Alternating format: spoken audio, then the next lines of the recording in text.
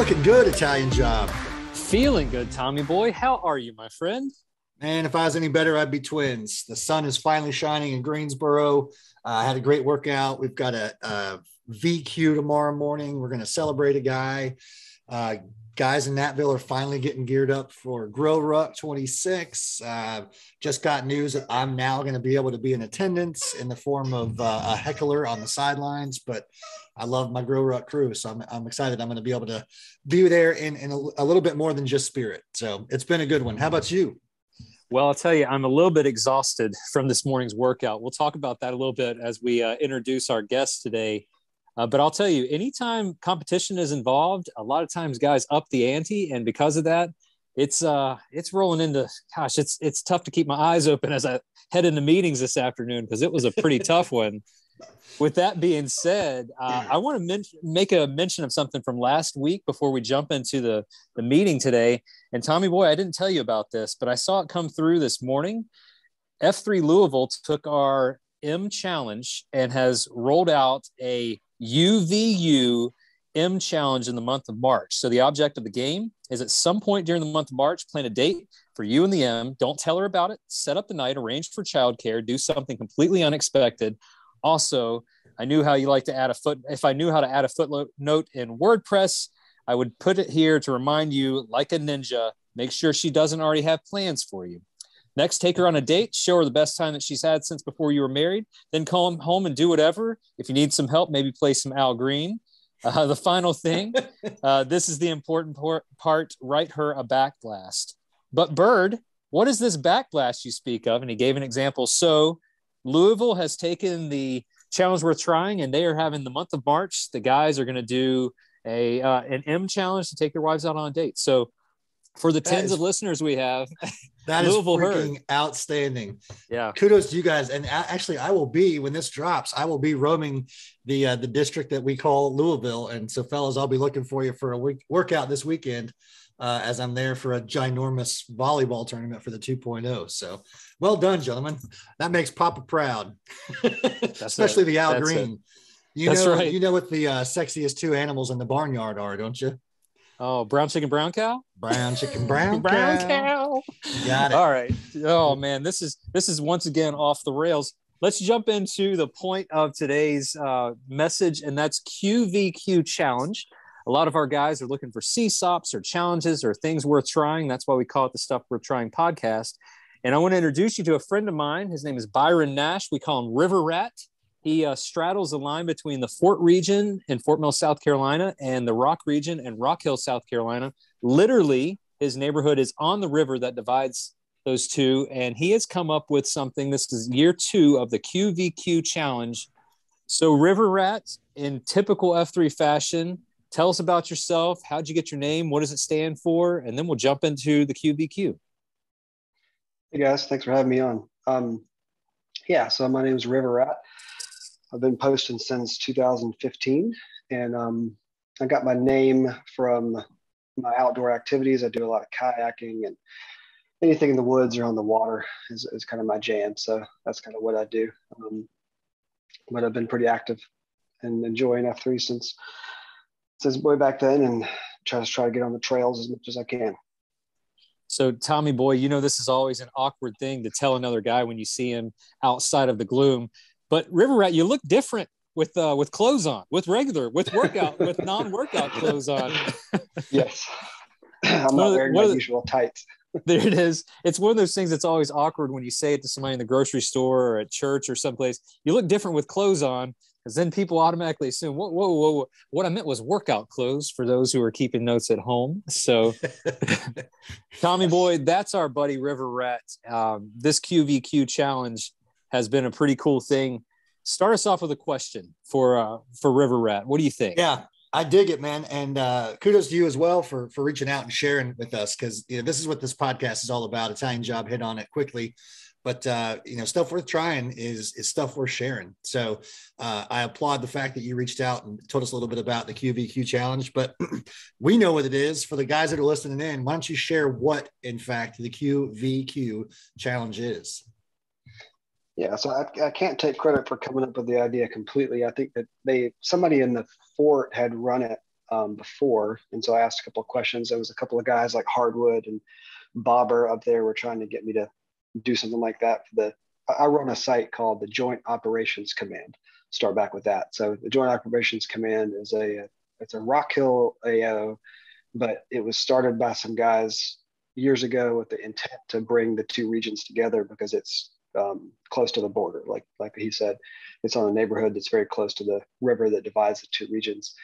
So we've kind of always prided ourselves on having Qs from both regions, all throughout the year.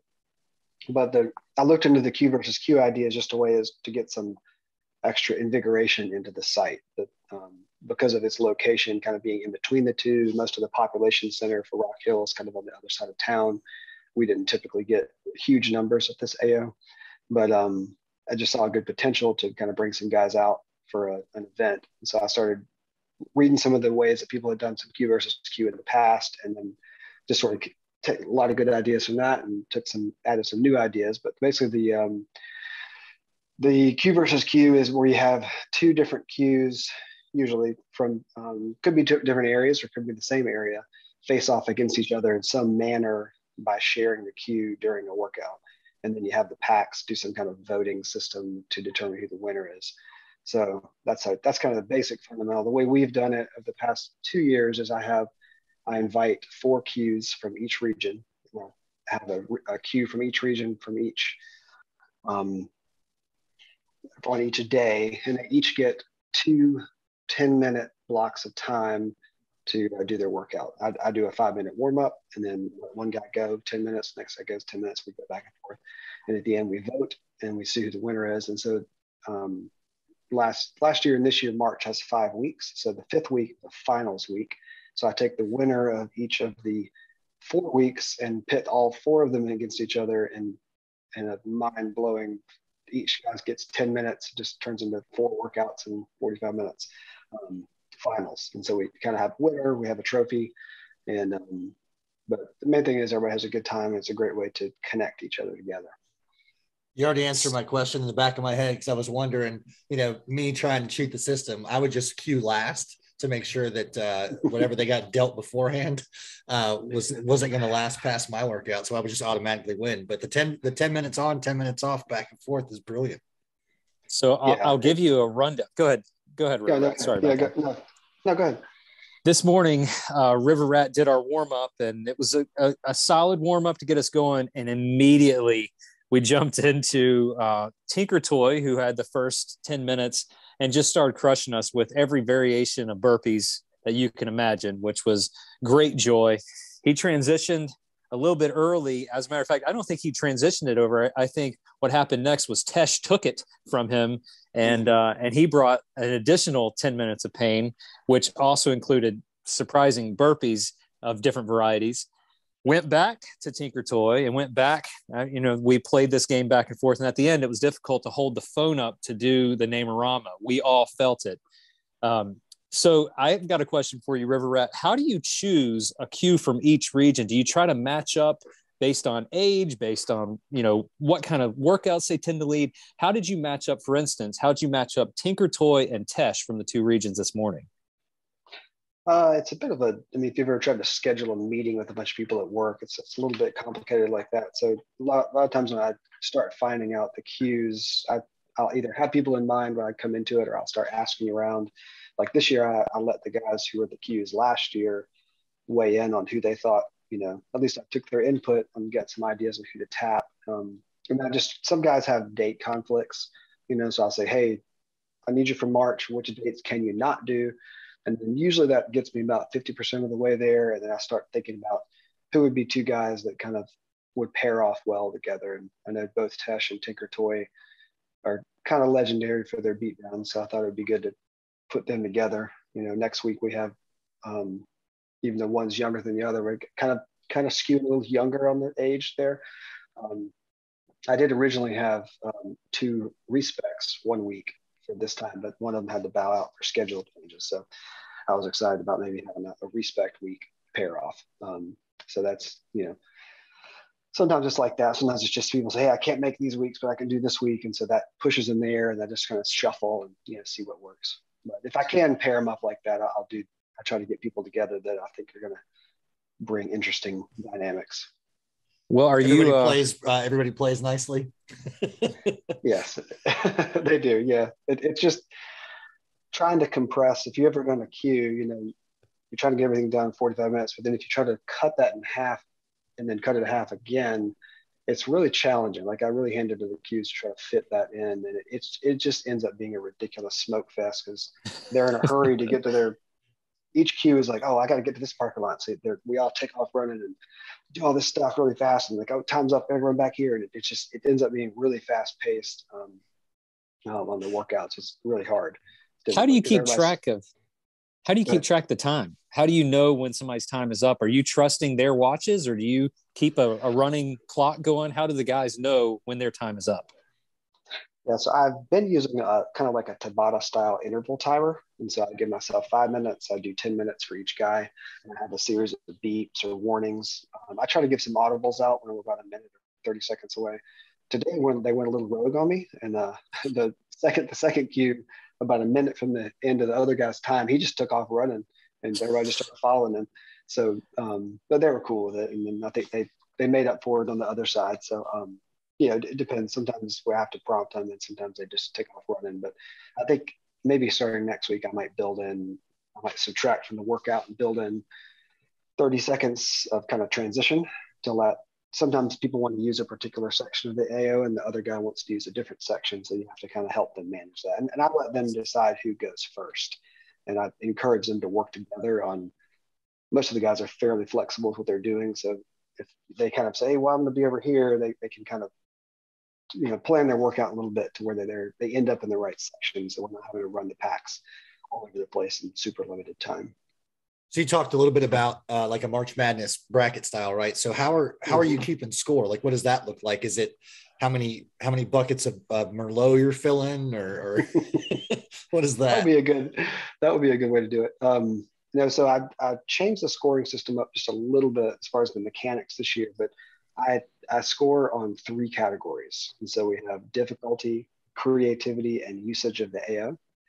And then I'm using those same 3 categories last year and this year, and that's worked pretty well. It also lets you see a little bit of granularity for what the packs liked. You might see like, oh, this guy got way more votes for difficulty, but this guy got way more votes for creativity. So it's just interesting, and not just tally all the votes up.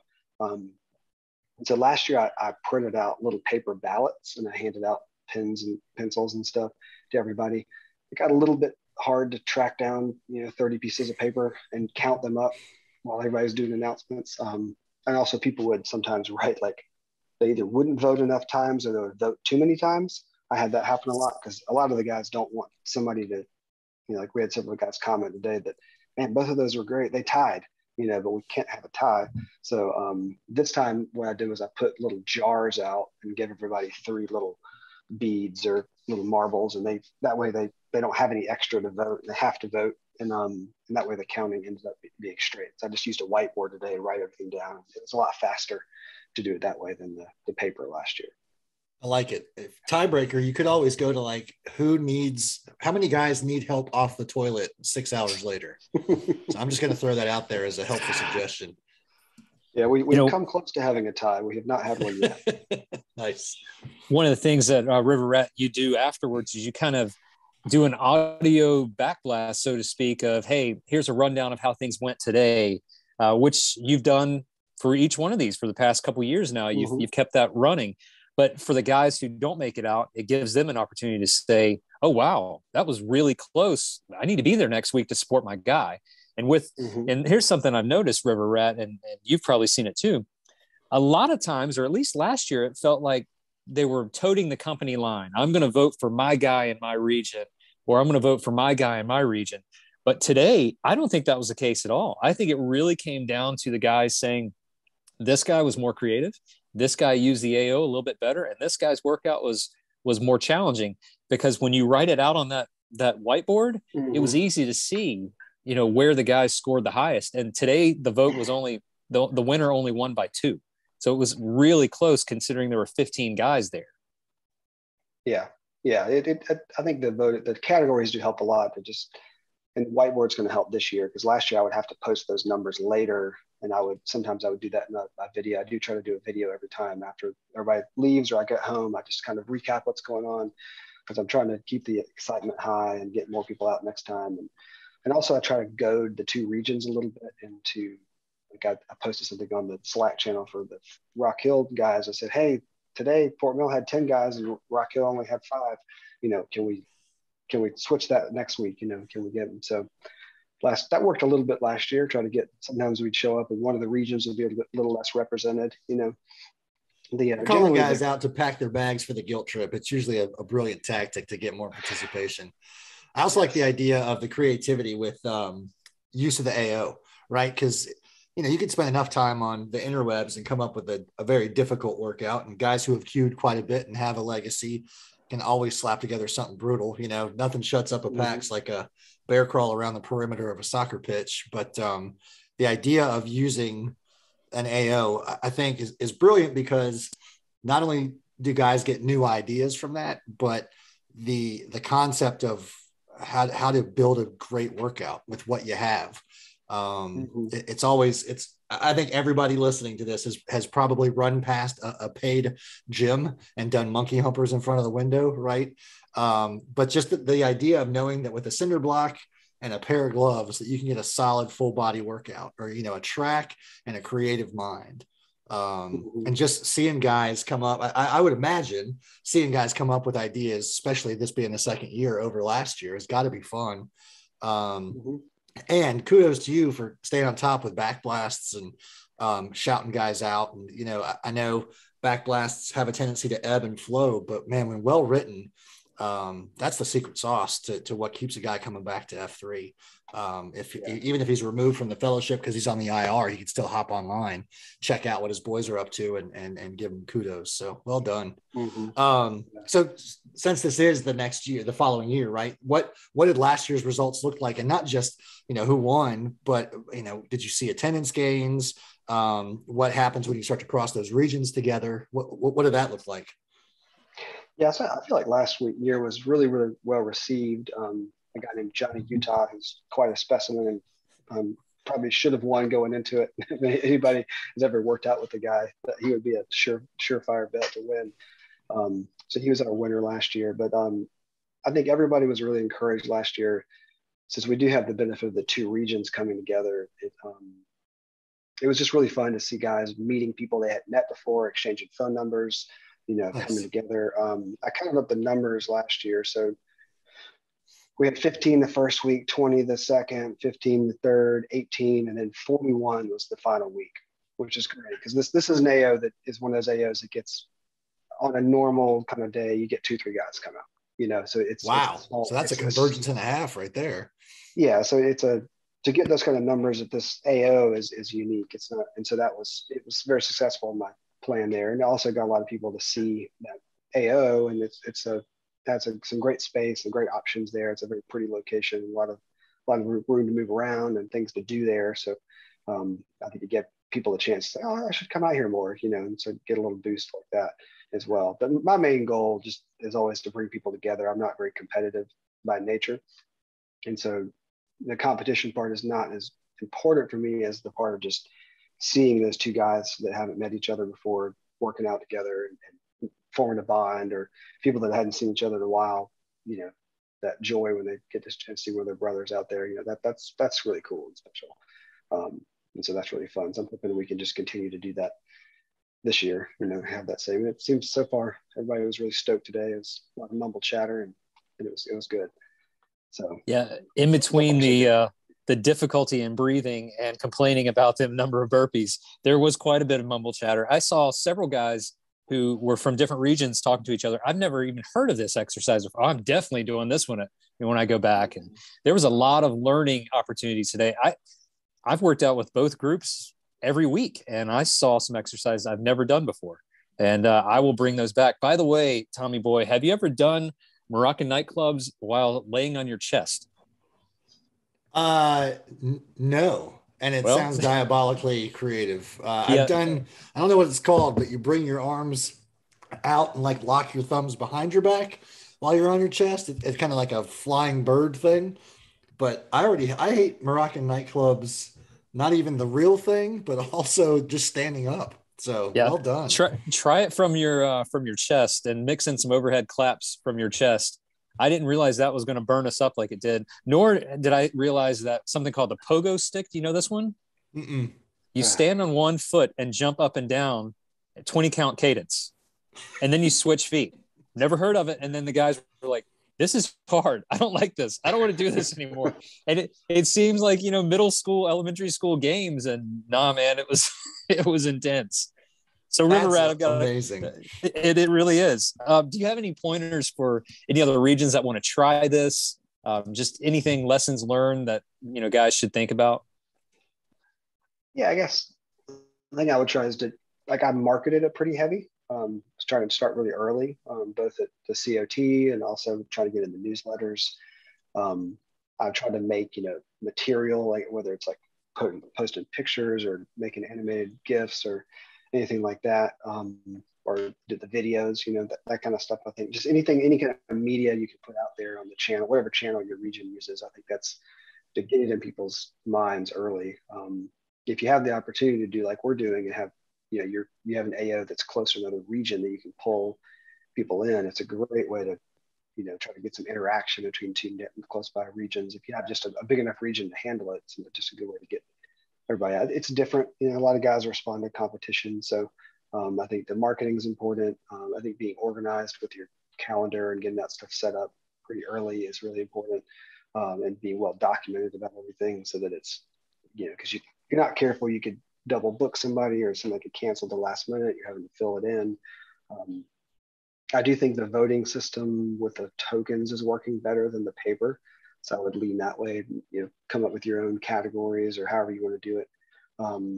One thing I did this year that I think was helpful is I did a preview week, the last week in February, right before we started. And I invited anybody to come out, but specifically invited the Qs that were going to be on the schedule. And so half of them came. So I was happy with that. And I just took them on a tour of the whole site. We got a good workout in, but we hit all the different areas, because I think last year some of the people that queued maybe hadn't been to this area very much, and so our range is a little more limited compared to what the AO has to offer. So I tried to really show off some different options, and I felt like today we got around a good bit and saw some different things, which I like to see, because the creativity and the variability of F3 workouts is something that's always been really important to me. That you don't know what you're getting into. You're coming to the workout, you don't. It's a little bit of chaos. It's a little bit of having to adapt to varying surfaces and techniques and all kind of stuff. So the more we throw at people, I think the more interesting it becomes. Yeah, and then like you said, like having the backblast and stuff after the fact is really trying to keep that stuff good so everybody can read about it and hear about it. That's important. So River Rat, you do something really neat at the end of the workout as you're counting up the votes. You kind of designate a guy to, hey, take the announcements for me. Can you handle the announcements? And that way you can focus on the counting, because you can't do both. You're a smart guy, but I don't know if you can count those while doing the announcements. But that's a good idea, is to kind of designate a guy who can kind of, in your absence as a site queue, as you're tallying up the votes, to kind of take over the announcement portion or prayer request or the COT, and then, giving everybody the results after we've closed everything out. Yeah, just trying to keep it moving, because I don't want it to take until 6:30. Guys got to go to work or something like that. We wrap up at 6 around at our workout. So, try to keep the normal flow and timing pretty close to what a normal workout would be. With that, so just everybody waiting around for me to do everything myself, and just delegate out the parts that I have to. Delegation's a great thing, man. As is shared leadership. Well played. Yes. Well, River Rat, I appreciate it, man. I just, it's funny. Every time I think that I've seen all there is to see in F3, and I've been active for 7 years, somebody else comes up with something great. I'm not going to say that Moroccan nightclubs lying on your face is a great thing, but it's a new thing to me. So well done. Anybody else that's out there whose kids have convinced them to get on TikTok like mine have, look up the broom challenge. I can't think of his name, but the dude that does Athlean X, you can also look him up on YouTube. You hold a broom behind your back and you thread it between your elbows behind your back and then out the other elbow. Get down on the ground, lie down on your face, and then try to get back up. The whole time this broom is wedged behind your back. That there's something new. And pro move, don't do this in a parking lot. Do it in the dirt or do it on carpet. But there's my gift back to you for anybody who's listening that's about to do their QvQ challenge. So Italian Job, what is our challenge worth trying? I think it's as simple as reach out to, if you're a site Q, try to get something coordinated with some guys, splitting up that workout half and half. Or if you've got a region that's big enough that, one side doesn't really go to the other side of the county or to the other side of the city, maybe find an AO in the middle and do this QvQ challenge. If you're close enough by to another region, just to bring that little extra bit of sauce to it. Our guys are better than your guys. My dad can beat up your dad, that sort of thing. Just my challenge, I think, is just simply find another guy and challenge him to this. And it's more about just getting different groups of guys together and spending some time together and getting to know some other guys and building out more exercises you didn't know about. It's really not who wins. The trophy is a really nice touch, but at the end of the day, and maybe as part of the show notes, we'll put in River Rat's contact information and the picture of the trophy with the winner last year, because it's when you see Johnny Utah, you'll say, yeah, there's a reason that guy won. You can just look at him and know why he won. But the challenge is simply this: challenge another guy to share the Q with you and up the ante, make it difficult, encourage some new men to come out. It's just something new, just something exciting to mix things up a little bit so we're not stagnant and stale. Outstanding. River Rat, can't thank you enough for carving out time. It's great to meet you on the Zoom. I look forward to posting with you in the gloom. Any parting shots before we say our goodbyes? I don't think so. Just get out there and get after it. Come up with something creative. That's it. That's all there is to it, fellas. If you want joy in your F3 life, lower the bar. Just get after it and give it away. All right, man. Good being with you. Italian Job. You're as handsome as always. Next time, maybe put a shirt on. And it's a web filter. As I like to say, be good or be good at it. Love you guys. All right. See you, brother. Yeah, thank you.